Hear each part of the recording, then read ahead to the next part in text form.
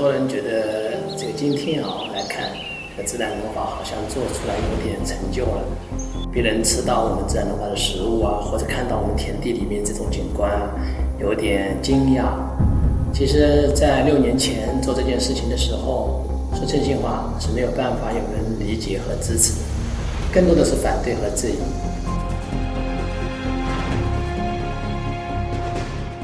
那么为什么要做这件事情呢？其实我在这个商场走那么多年，我能够感受到的是，今天我们吃到的食物还太不安全。比如说我们这些食物当中的转基因也好，添加剂也好，这个过度的施肥、农药，说实话，我们吃的食物里面掺有的更多的是毒素，没有了一点安全感。当初我们老祖宗在没有化学品的时候，没有农药、没有化肥的时候，没有这些食品添加剂的时候，我们吃到的是什么呢？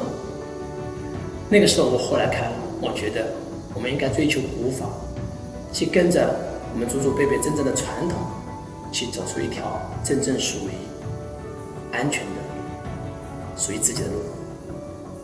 所以呢，就开始了做这个自然农法。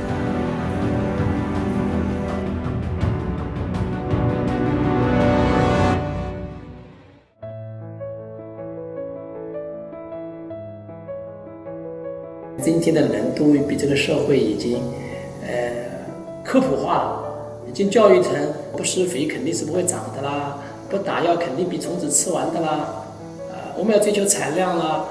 所以当我们吃到的，就是因为我们追求短期的表象，而忘掉了根本的东西。那么过来之后，这个确确实实当地的老百姓也不认可，也不了解这个自然农法到底是怎么回事。我来做这件事情的阻力非常大，最终通过时间去验证。这5年过来之后，当初所有的不相信的人，他发现哎呀，原来那么神奇当我吃到我们的食物的时候，不仅仅只是说这个好吃，我觉得更多的是感动。那这个时候我觉得有点意思。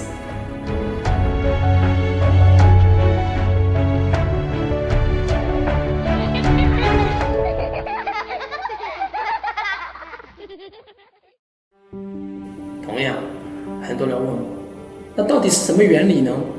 你不施肥，怎么会长得那么好呢？其实，老天创造的所有的食物，它是一个自然成长、自然循环、自然修复的这样一个过程。我们不相信它会成长，所以当然这就是一个最大的障碍。每一个稻草，每一个植物，其实它们吸收的真的不是肥力，因为我们把土地里的肥力把它去除了，然后让它自然而然恢复本来的东西原汁原味，那就是那土地纯粹的那种沉静。当土地越沉静的时候，这个植物它吸收日月宇宙的精华，它就更纯粹。你添加的那个所谓的肥料，它就必障碍它吸收宇宙日月精华。所有的人在今天在改良做有机，说因为害怕化学品做有机，什么意思呢？还是了有机肥，或者是有机菌种。在这个过程当中，我们吃到的食物是安全的，但是它没有食物的本来的味道。我们去看看，今天再怎么好的菜，你去看有机菜也好，它这个菠菜没有菠菜味，芹菜没有芹菜味，黄瓜没有黄瓜味，为什么呢？因为它还在使着那个肥，那个只是不是化肥而已。那么今天吃到我们的菜，我相信我们来在一起，今天都能体验到，每一个菜都有菜的本来的味道。所以人也是一样，我们说道法自然，我们人比被外在的欲望所添加之后，就慢慢就变成了不是人。为什么就不是人了呢？他做的行为不是人本来应该有的。我们吃的那些食物都是假的，它菠菜是假的，青菜是假的，土豆是假的。那么我们看到人怎么可以这样呢？可以这样冷漠呢？其实人也假了嘛。所以应该到了还原本真的时候。所以自然农法做这件事情，其实表面上是一个种菜种地的人，其实我相信你看到这里，听到我这段话，我真的很感慨地告诉各位，道法自然，一切回归自然。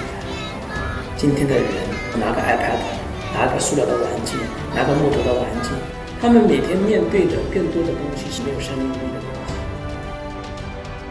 在早一代人的时候，我们每天在大自然中成长起来的，大自然的一草一木皆是生命，只有生命与生命在一起的时候，我们彼此才能唤醒。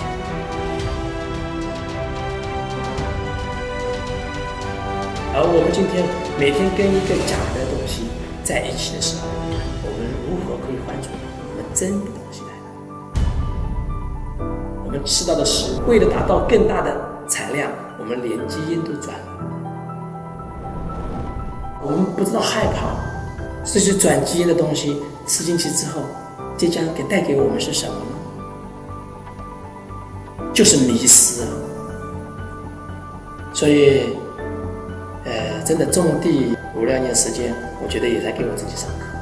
我改变不了这个世界，我选择了改变自己，那就是自己把地做下来，自己去耕种，自己留种，用最古法的方式去耕作、去酿造，用2年半的时间酿成的醋，用8个半月的时间酿成的酱。我们每一件事情，用最极致、最纯粹的那种古法，让食物回归到本来的味道，让我们自己的每一个人的生命去体味这种本来的味道，用本来的味道去唤醒我们体内那种本来自己应该存在的那种正性。这就是我们一群傻瓜在这一个浮躁的世界里面，其实耕作的这一块所谓的人间净土，事实上真的也只是一个傻瓜而已。但是傻瓜们真的很开心，吃得开心，看得开心，活得开心。我想这就是我今天能够给大家分享的东西。